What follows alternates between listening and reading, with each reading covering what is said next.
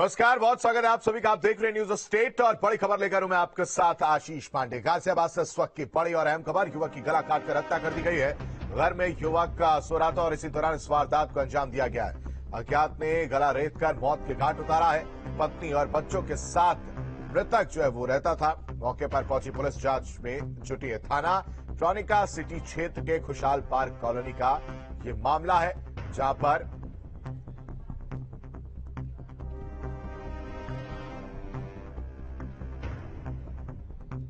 एक युवक को मौत के घाट उतार दिया गया है। अज्ञात ने गला रेतकर मौत के घाट युवक को उतारा है। अपनी पत्नी और बच्चों के साथ ये युवक रहता था और रात के सोते वक्त इस वारदात को अंजाम दिया गया है। हालांकि सवाल ये कि घर में और लोग थे, क्या उनको आवाजें नहीं सुनाई दी, ये बड़े सवाल। पत्नी और बच्चों के साथ युवक रहता था। मौके पर पहुंची पुलिस जांच पड़ताल में जुटी है।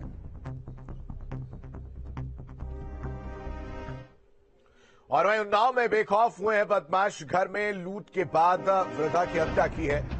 हत्या कर मौके से फरार हुए हैं बदमाश। बदमाशों की तलाश में जुटी है पुलिस। उन्नाव में बेखौफ बदमाशों ने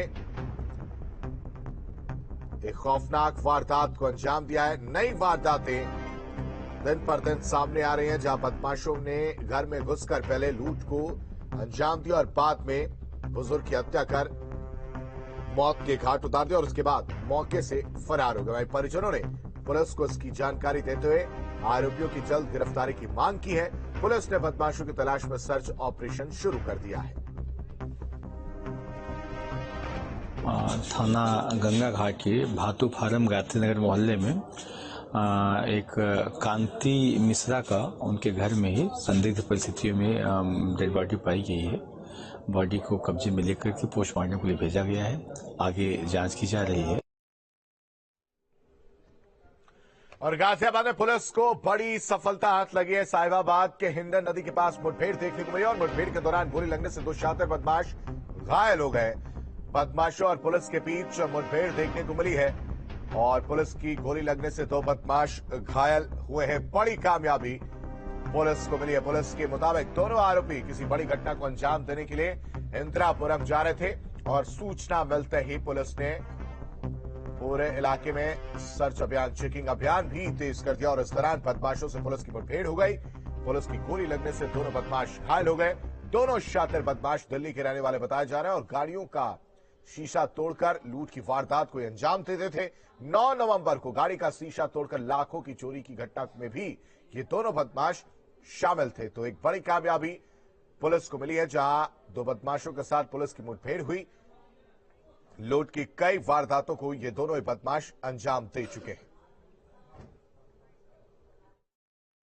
साहिबाबाद थाना क्षेत्र में हिंडन अंडरपास पे आज पुलिस और अपराधियों के बीच में मुठभेड़ हुई है, जिसमें दो बदमाश घायल हुए हैं, जिनका नाम है नमन कपूर और विवेक बंसल। इन लोगों ने अभी 9/11/2022 को ही थाना क्षेत्र साहिबाबाद में 2.5 लाख रुपए शीशा तोड़ करके चोरी किए थे। उस मुकदमे में वांटेड थे। पे दिल्ली से एक अपराधी पे 5 मुकदमा और दूसरे अपराधी पे 4 मुकदमे दर्ज हैं। ये लगातार सक्रिय अपराधी हैं जो कार का शीशा तोड़ करके और बैग चुराते हैं। चेकिंग लगाई गई थी और चेकिंग के दौरान ही अपराधियों और पुलिस के बीच में मुठभेड़ हुई। गाजियाबाद से बड़ी खबर है, जहां मोदी नगर पुलिस और बदमाशों में मुठभेड़ देखने को मिली और इस दौरान एक शातिर बदमाश के पैर में गोली लगी है। दूसरा बदमाश मौके से भागने में कामयाब रहा। बदमाश से अवैध असलाह और चोरी की गई स्कूटी भी बरामद की गई। साथ ही साथ जिंदा कारतूस, रस्सी और चाकू भी मिला है। बदमाश आस मोहम्मद पर कई मुकदमे दर्ज हैं। ये बड़ी कामयाबी पुलिस को मिली है, जहां बदमाशों के साथ मुठभेड़ हुई। हालांकि एक बदमाश गोली लगने से घायल हुआ, जबकि दूसरा मौके से भागने में कामयाब रहा।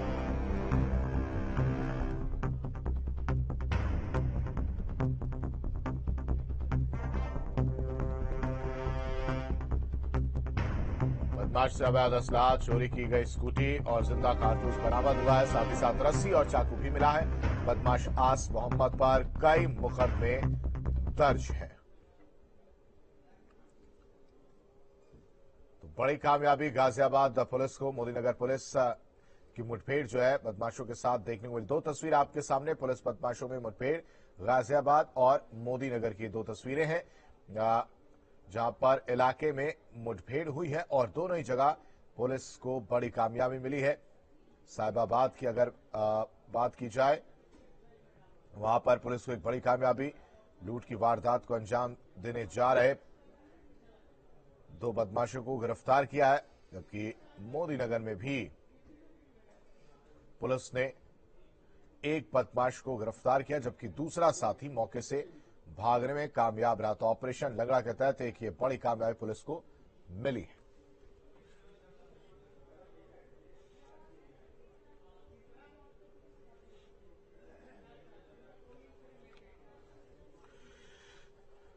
बढ़ते आगे, बड़ी खबर का रुख करते हैं लखनऊ से। बड़ी खबर है जहां आज बीजेपी कोर ग्रुप की बैठक होगी। मैनपुरी, खतौली और रामपुर उपचुनाव को लेकर ये बैठक होगी और ये बैठक बेहद महत्वपूर्ण मानी जा रही है। उपचुनाव में जीत को लेकर रणनीति बनाई जाएगी।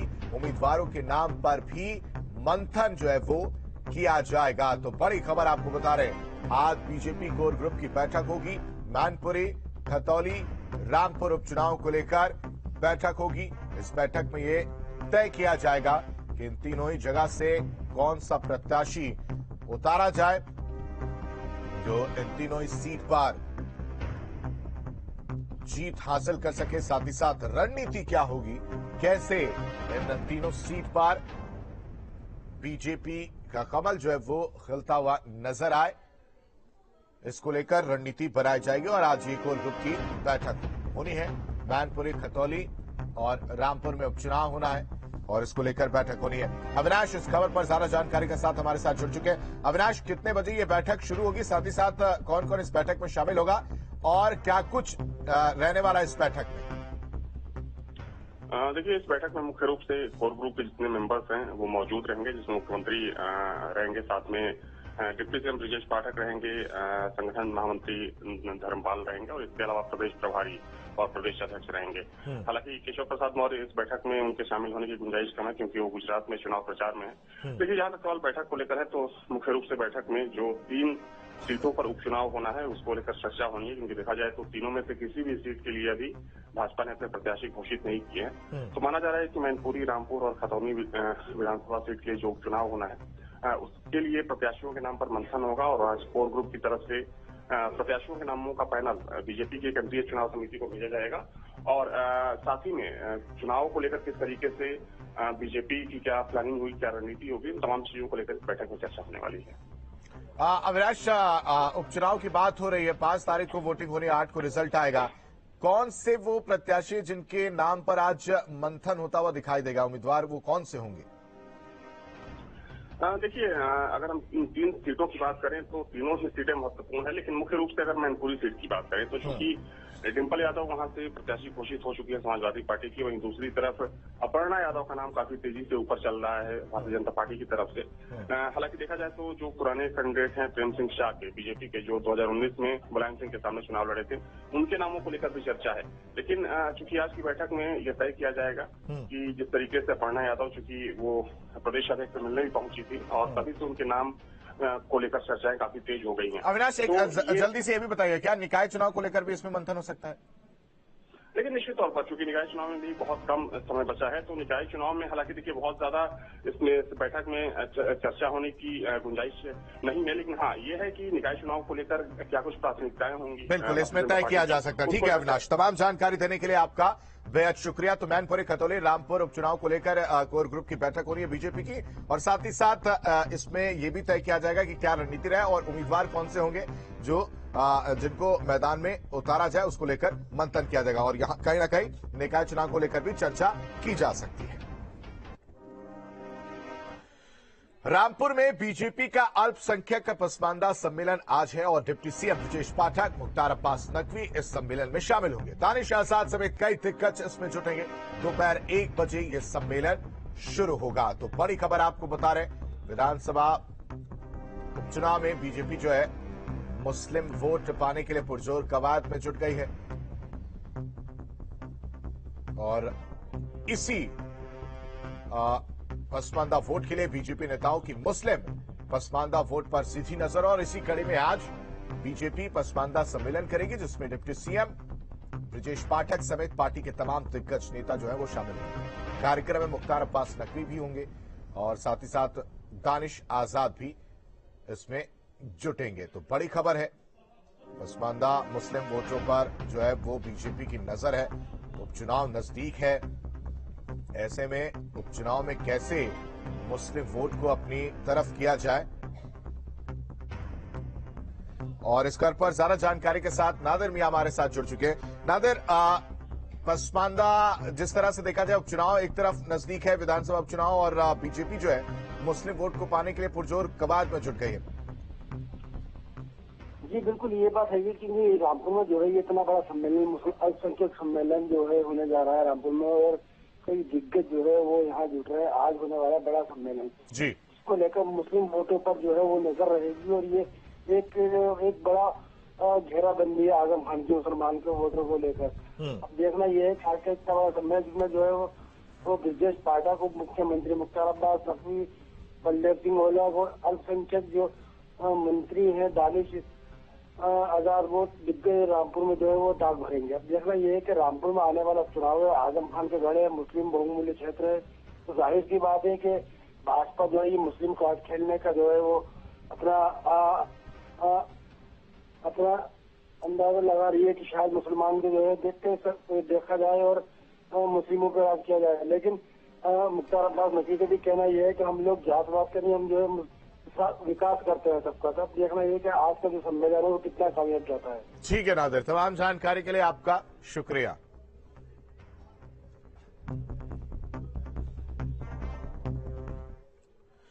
मैनपुरी उपचुनाव पर सियासी संग्राम छिड़ गया है। एक तरफ जहां अखिलेश यादव ने अपनी पत्नी डिंपल यादव को मैदान में उतारकर एक साथ कई निशाने साधने की कोशिश की है, तो वहीं बीजेपी समाजवादी पार्टी पर परिवारवाद का आरोप लगाते हुए आजमगढ़ और रामपुर की तहत मैनपुरी को भी फतेह करने का दावा कर रही है। विरासत पर हावी हुई मैनपुरी की जंग को इस रिपोर्ट के जरिए समझिए।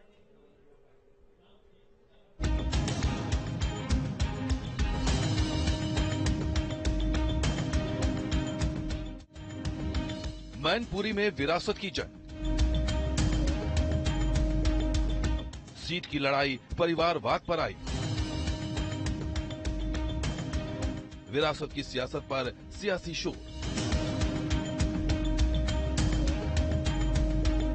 मैनपुरी की मशक्कत, डिंपल संभाल पाएंगी विरासत। मुलायम सिंह यादव के निधन से खाली हुई मैनपुरी सीट पर समाजवादी पार्टी ने डिंपल यादव पर दांव लगाया है। डिंपल यादव के नाम के ऐलान के बाद से विरासत की सियासत पर सियासी शोर मच गया है। डिंपल यादव को मैदान में उतारकर अखिलेश यादव ने एक साथ कई निशाने साध लिए हैं, लेकिन सियासी गलियारे में अखिलेश के इस दांव को परिवारवाद वाला ट्रम्प कार्ड बताया जा रहा है।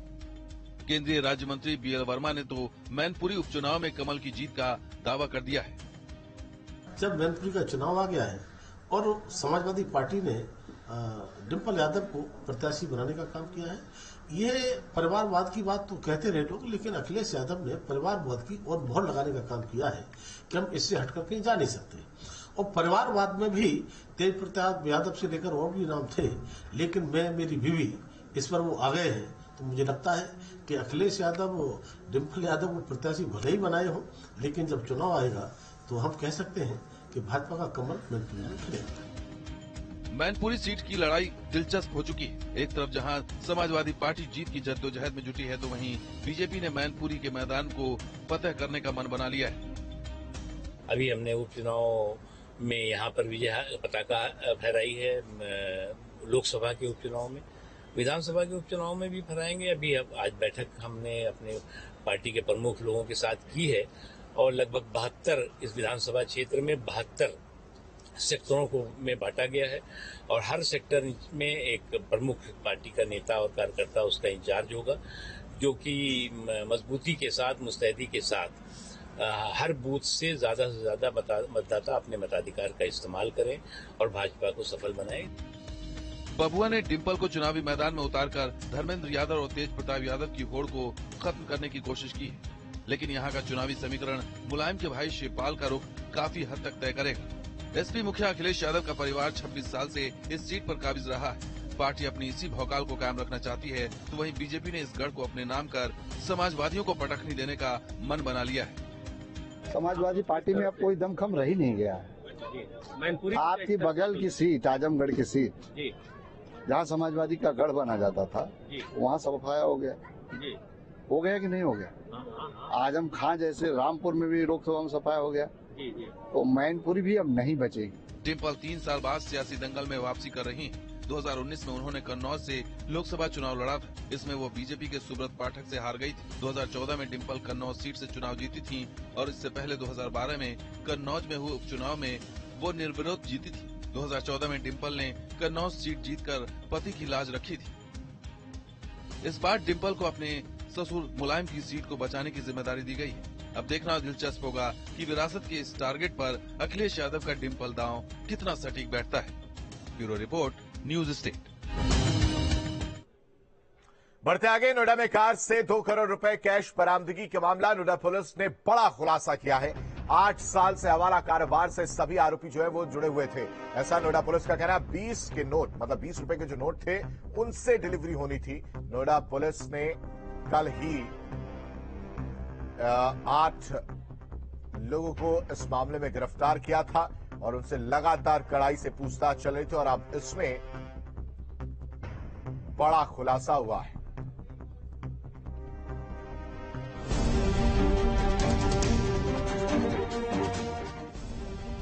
नोटों से भरी गाड़ी पकड़ी,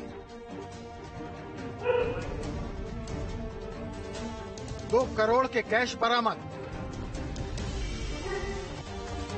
हवाला गैंग का भंडाफोड़।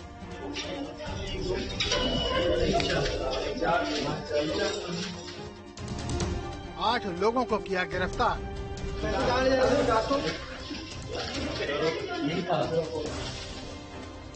गाड़ी में 2 करोड़ की कैश लेकर कौन चल रहा था?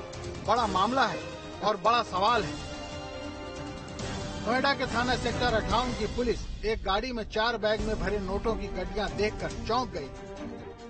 इसी थाने के अंदर फिलहाल तमाम आरोपियों से पूछताछ की जा रही है। इन्हीं सबके कब्जे से 2 करोड़ रुपए का कैश बरामद हुआ है। पुलिस की इन्वेस्टिगेशन में अभी तक जो पूछताछ हुई है उसके मुताबिक इन लोगों द्वारा ये बताया गया है कि दिल्ली के किसी कारोबारी से ये 2 करोड़ रुपए का कैश लेकर आए थे और पिछले काफी दिनों से काले धन को सफेद में करने का काम ये लोग किया करते थे। बड़ी रकम है, लिहाजा पुलिस ने इनकम टैक्स डिपार्टमेंट को भी बुला लिया। पकड़े गए लोग पैसे का कोई सोर्स नहीं बता पा रहे। पुलिस ने मामले में 8 लोगों को गिरफ्तार किया। पुलिस इस मामले को हवाला से जोड़कर देख रही है।